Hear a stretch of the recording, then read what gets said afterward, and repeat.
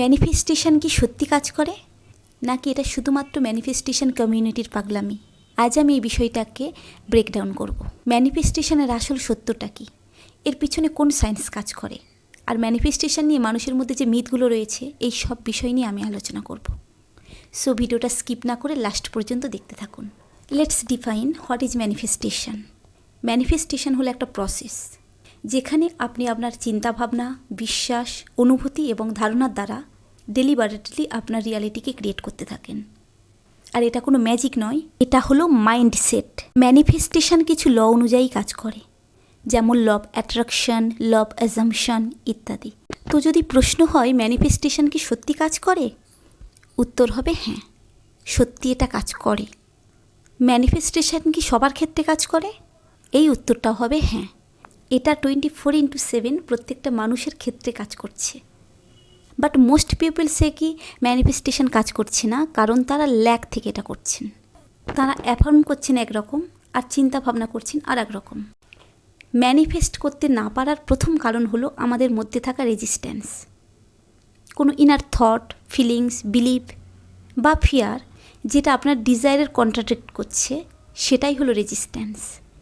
যেমন আপনি হয়তো কোনো ল অ্যাপ্লাই করছেন, বাট ভাবছেন এটা যদি কাজ না দেয়, আগেও আমি চেষ্টা করেছি বাট ফেলিওর হয়েছি, এটা করতে গেলে অনেকটা সময় নেয়, আমি এটা ডিজার্ভ করি না ইত্যাদি। হয়তো আপনি ডিজায়ার বিষয়ে অ্যাফার্ম করছেন, বাট এই রেজিস্ট্যান্সগুলো সাইলেন্টলি আপনার ডিজায়ারকে দূরে সরিয়ে রাখছে।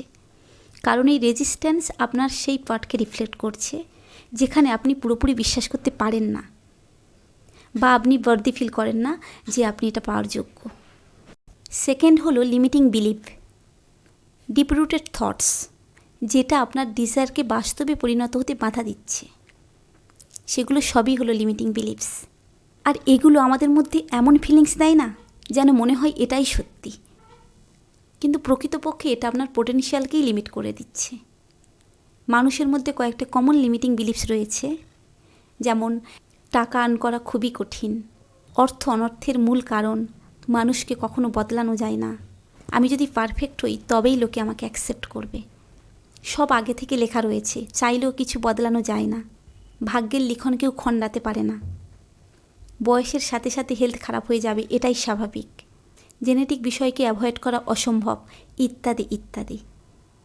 এই বিলিভগুলো মানুষের মধ্যে এমনভাবে শিকড় কেড়ে বসেছে যে এর বাইরে ভাবতে গেলেই আনকমফোর্টেবল ফিল করে। ম্যানিফেস্টেশন বিষয়ে আর একটা বড় ব্লকেজ হলো প্রুফ খোঁজা। হয়তো কারেন্ট রিয়ালিটি দেখে ভাবছেন এখনও কেন চেঞ্জ হচ্ছে না, স্পিড মেসেজ এলো কি না এটা ভেবে বারবার ফোন চেক করা। ম্যানিফেস্টেশনের সময় এটা খুব বড় একটা প্রবলেম, কারণ প্রুফ খোঁজার অর্থ হলো আপনি এখনও ডিজায়ারের বিষয়ে ল্যাকে রয়েছেন, আপনি প্রসেসকে ফুলি ট্রাস্ট করতে পারেননি, টাইম এবং আউটকামের সাথে অ্যাটাচ হয়ে রয়েছেন। আপনার সাবকনশিয়াস মাইন্ড বলছে আমি এখনও পাইনি, অপেক্ষা করছি, এটা এখনও হয়নি। হয়তো ভাবছেন আগে দেখবেন তারপরে বিশ্বাস করবেন, বাট ম্যানিফেস্টেশন সম্পূর্ণ অপোজিট ওয়েতে কাজ করে। প্রথমে এটাকে বিলিভ করতে হয়, দেন এটা রিসিভ হয়। আসল সত্যি হলো আমাদের ইনার স্টেটে যেটা চলছে তার রিফ্লেকশন আউটার রিয়ালিটিতে দেরিতে দেখা যায়। আপনি পারসিস্ট করছেন, তবুও রিয়ালিটি শিফট হচ্ছে না, কারণ আপনি বর্তমানে যেটা এক্সপিরিয়েন্স করছেন সেটা আপনার পুরানো অ্যাসাম্পশনসেরই ফল। আপনার কাজ হলো ওয়েটিং ভার্সানে না থেকে বিং ভার্সানে শিফট হওয়া। ম্যানিফেস্টেশন সম্পূর্ণ বিজ্ঞান ভিত্তিক। কোয়ান্টাম ফিজিক্স অনুযায়ী এভরি পার্টিকেল একসাথে অনেকগুলো অবস্থায় থাকতে পারে, একে বলা হয় সুপারপজিশন। যখন সেটাকে পর্যবেক্ষণ করা হয় সেটা একটা নির্দিষ্ট জায়গাতে কোলাপস করে, এটাকে বলা হয় অবজারভার এফেক্ট।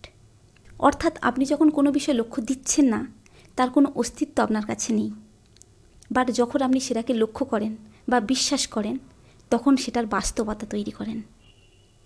কোয়ান্টাম থিওরি অনুযায়ী কনসাসনেস বা চেতনা হলো শক্তিশালী একটা ফোর্স, যা ম্যাটার বা পদার্থকে প্রভাবিত করে। যদি আপনি নিজেকে সফল মানুষ হিসেবে অ্যাজিউম করেন, বারবার সেই চিন্তা করেন, অনুভব করেন, তার মানে কনসাস লেভেল থেকে সেই রিয়ালিটি তৈরি হতে শুরু করে। কোয়ান্টাম ফিল্ডের সব কিছু একটা সম্ভাবনা রূপে থাকে। আপনি ধনী, গরিব, মধ্যবিত্ত, সেখানে সমস্ত রকমের সম্ভাবনা বিদ্যমান। যখন আপনি নির্দিষ্ট কোনো ভাবনাকে অ্যাজিউম করেন এবং সেটাকে রিপিট করতে থাকেন, তখন সমস্ত সম্ভাবনার মধ্যে থেকে ওই বিশেষ রিয়ালিটিকে আপনি অ্যাক্টিভেট করেন। সাইকোলজিক্যালি যদি বিষয়টাকে দেখি, তাহলে আমরা জানি আমাদের সাবকনশিয়াস মাইন্ড আমাদের লাইফের 95% কন্ট্রোল করছে। আমাদের সাবকনশিয়াস মাইন্ড হলো আমাদের হ্যাবিটের স্টোর হাউস। এই স্টোর হাউসে আমরা আমাদের যে আইডেন্টিটিটা ক্রিয়েট করেছি সেটাই আমাদের লাইফে ম্যানিফেস্ট হয়। সো আপনি যদি ভিন্ন কিছু ম্যানিফেস্ট করতে চান, তো অবশ্যই আপনার ইনার ওয়ার্ল্ডকে শিফট করতে হবে। বিকজ আপনি সেটা ম্যানিফেস্ট করতে পারেন না যেটা আপনি চান। আপনি নিজে যা, আপনি সেটাকেই ম্যানিফেস্ট করেন। ম্যানিফেস্টেশন যে রিয়েল সেটা তো প্রুভ করা গেল, এবং এটা বুঝতে পারলেন যে আপনি যে কোনো কিছু ম্যানিফেস্ট করতে পারেন। বাট যখন আপনি কোনো লকে অ্যাপ্লাই করবেন, তখন কিছু মিথের সম্মুখীন হতে পারেন। আর এখন আমি এই বিষয়ে কথা বলবো।